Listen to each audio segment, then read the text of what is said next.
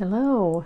I didn't know about this thing called Shorty September in the Booktube, Bookstagram world because I joined Booktube in October of last year, like mid-October, and I hadn't really been watching Booktube very long, and I just wasn't paying attention to different themes that have cropped up that are fun sometimes to be aware of and take note of and even participate in. So this is a month that in this bookish world is called Shorty September. There's a couple other things that are celebrated in September, like my friend Nora over at Pear Jelly on Instagram is doing Spinster September, which is really fun to watch her and her channel do and people participate in. I feel like I'm reading spinster novels. I must be drawn to them because when I see people sharing the novels, then I'm familiar with the authors and the books.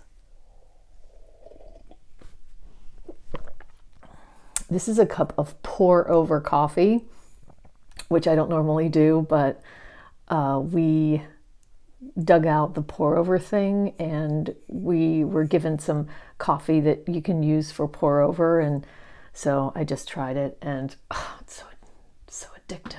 It's so addictive.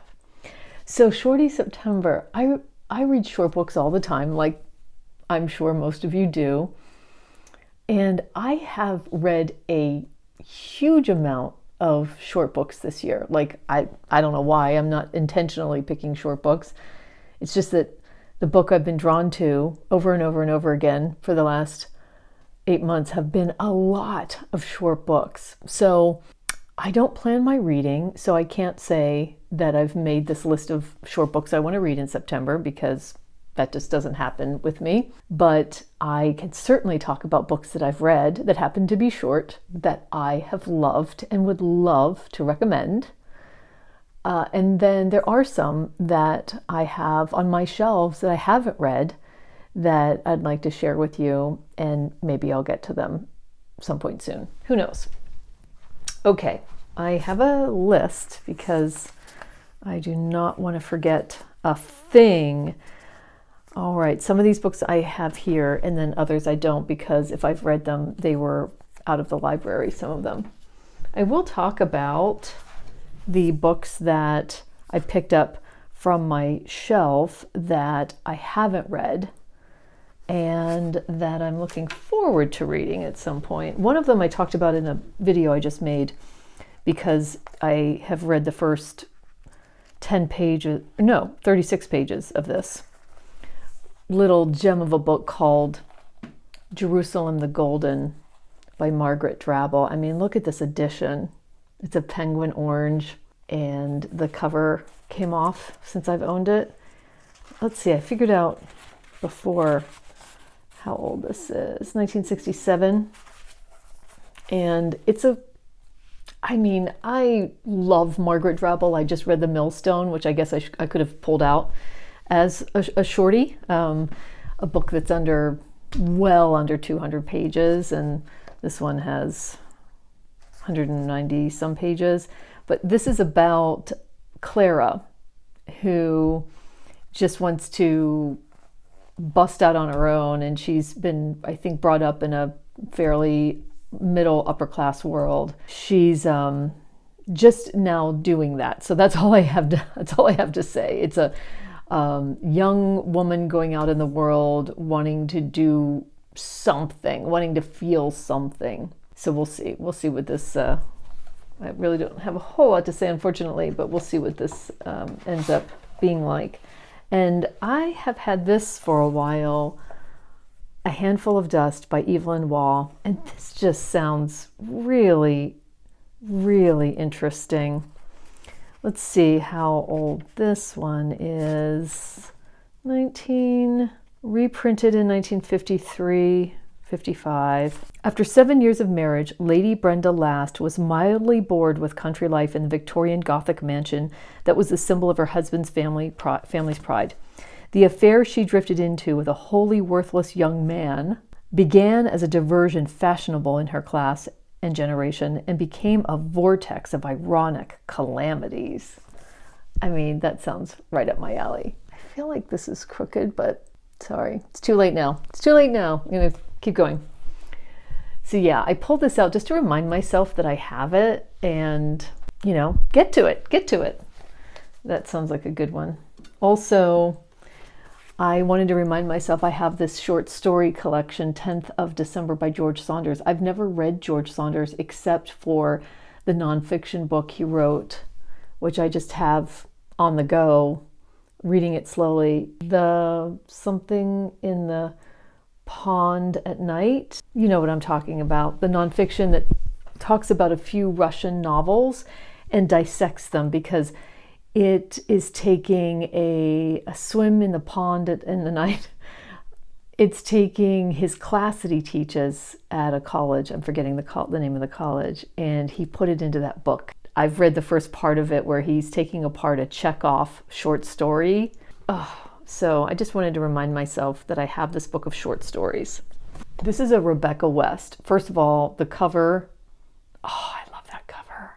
I didn't know anything about Rebecca West. I've had this for a while. I got it on eBay with a couple penguins.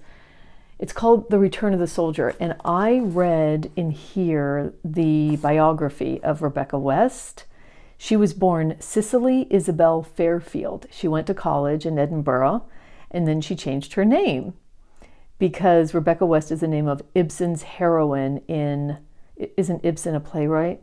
In Rosmersholm, in which she once appeared. She once appeared in that play. She had an affair with H.G. Wells. They had a son named Anthony Wells. She lived in America and she was a journalist there.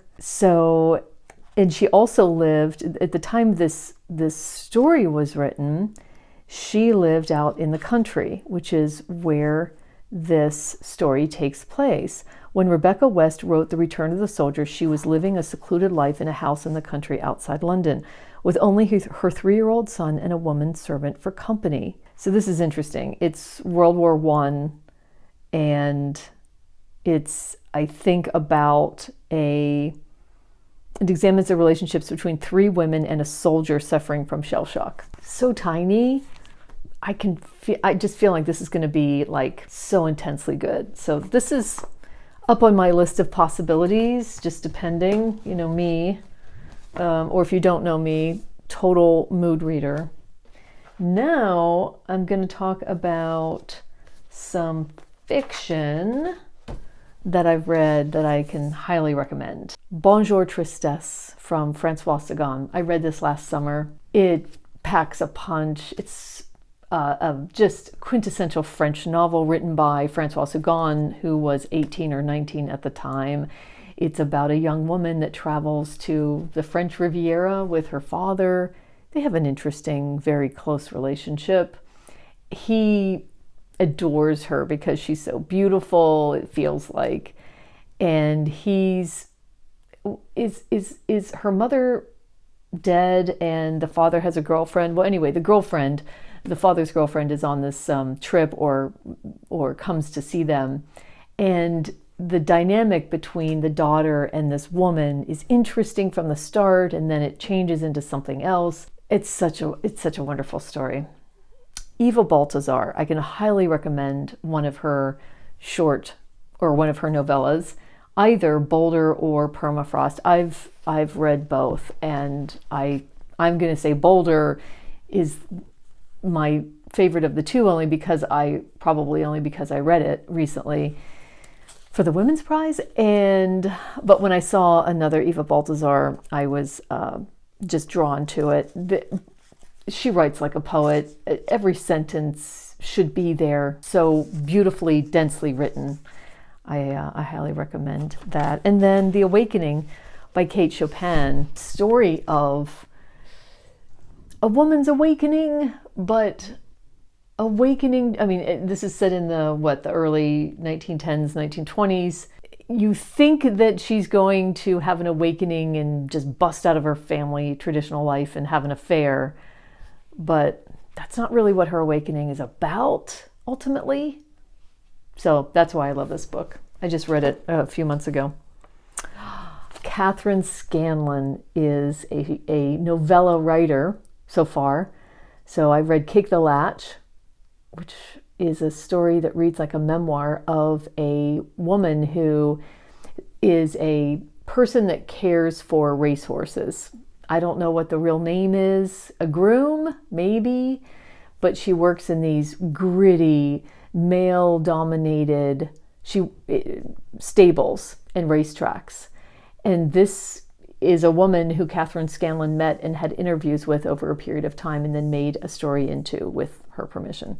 She turns it into fiction. So she takes the best parts of, or knits together parts of these interviews into something that reads like a memoir. And then I read Og 9 Fog, which is a diary, essentially, of an older woman set somewhere, is it in the South or Appalachia?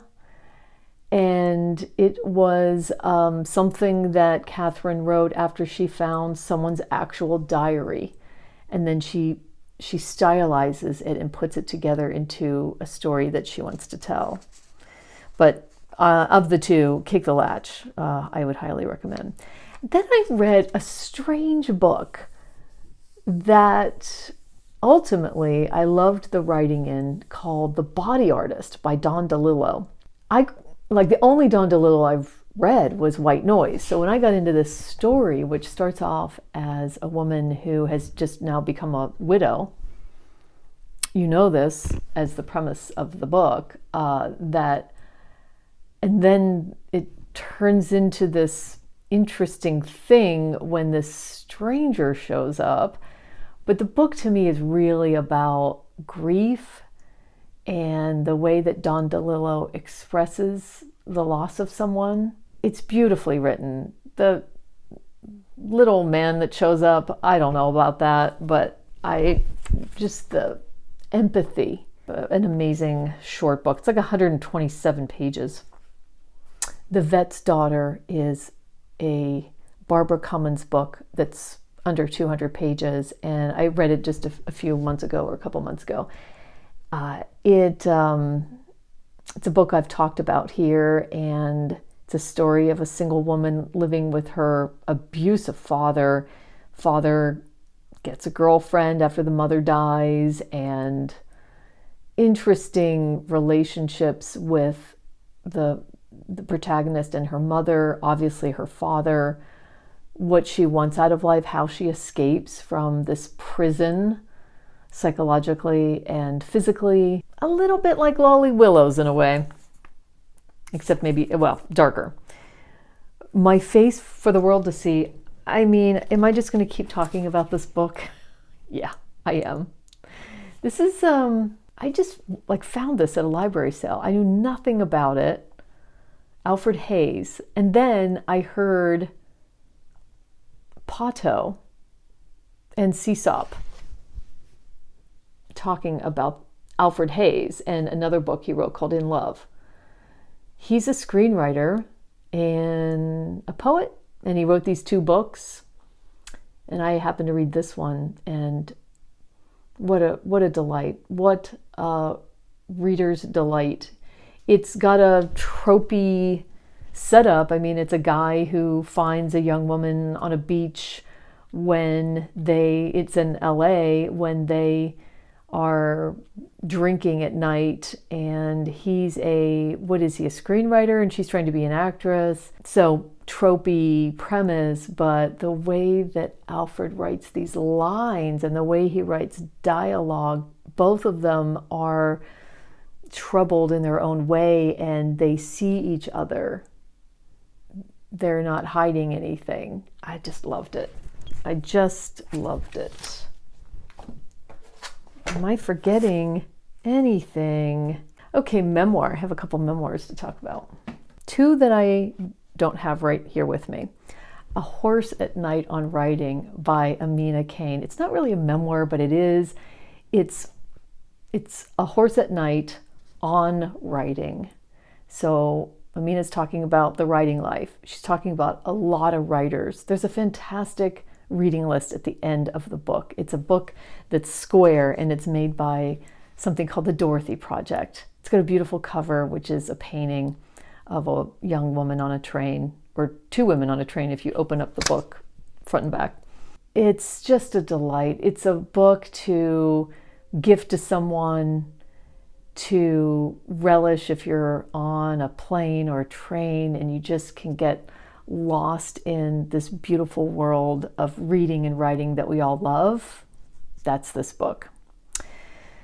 And then, Bluets. Bluets by Maggie Nelson. I have that downstairs, but it's a memoir. It's using blue as a focus point for Maggie to share different things about her life. I don't know if it's sharing about a certain time. It seems to me it's different things that have happened in her life. She's poetically writing about, and I'm forgetting the details of it now, but it's such beautiful writing. It is like poetry. I haven't read any other Maggie Nelson yet. This was my first introduction into her writing, and I couldn't have been more delighted to be in that book. Ernest Hemingway's A Movable Feast. I mean, so this was written it says, here is Hemingway as no one knew him, the real man writing about his life in Paris in the 1920s. So he wrote this in the 1950s. I mean, look how old it's a paperback from the 1950s. If you were lucky enough to have lived in Paris as a young man, then wherever you go for the rest of your life, it stays with you. For Paris is a movable feast. Ernest Hemingway wrote to a friend in 1950.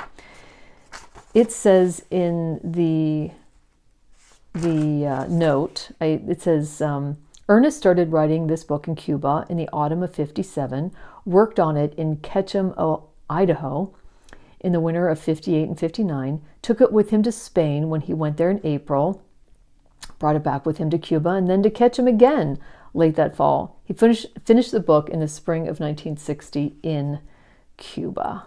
The names of the chapters, let me just give you a taste of the chapters, because then you'll understand all the people, the artists, the creators that were in Paris at the time he's in Paris. He's dirt poor with his first wife in Paris. Dirt poor. To the point where he's borrowing books from Shakespeare and Company and getting things on credit.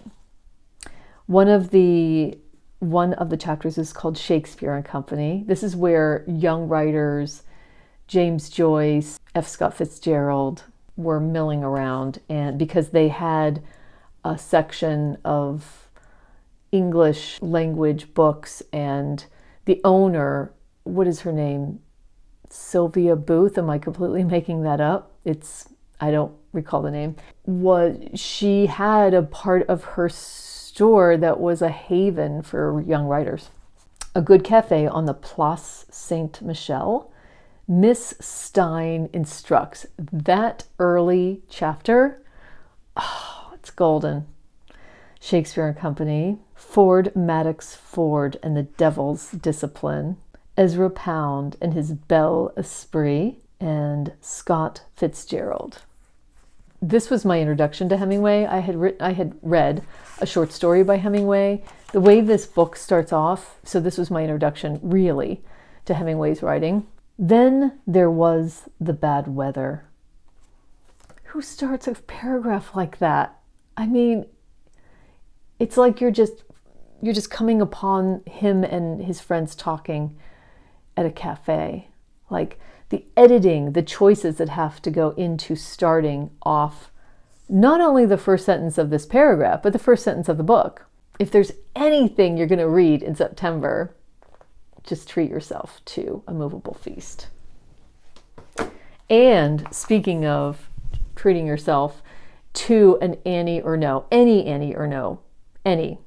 But I just happen to have this one, and it happens to be my favorite of the ones I've read so far. I've read The Years, which a lot of people love, and I've read something else which I can't remember. But Happening this is an intense little memoir because it's about Annie Ernaux's time in Paris. It says in 1963, Annie Ernaux, 23 and unattached, realizes she's pregnant. 40 years later, she sifts through her memories and her journal entries, dating from these days clearly with clinical precision, gleaning the meanings in her experience. This is so artfully done, the story of what she does about being pregnant. It's about her trying to find a way to have an abortion in Paris in 1963, which was not easy, and she didn't have money. And it's so artfully done. That's the thing. Like, it's not just her journal entries. She has turned this, just like Catherine Scanlon, she's turned this into a story. She's crafted a story of her memories. Yeah, I highly recommend Annie Ernaux. I haven't read all of them. Well, that's it. Those are my recommendations, both of books I've read and just some thoughts about books that I am looking to. I am definitely going to finish this Margaret Drabble. Tell me all about what your plans are for Shorty September. How do you plan? You know me, I don't have TBRs or any such thing, but let me know what your plans are. And of course, share with us your experience of any of these authors and books. I'd love to hear about it. Thanks for joining in.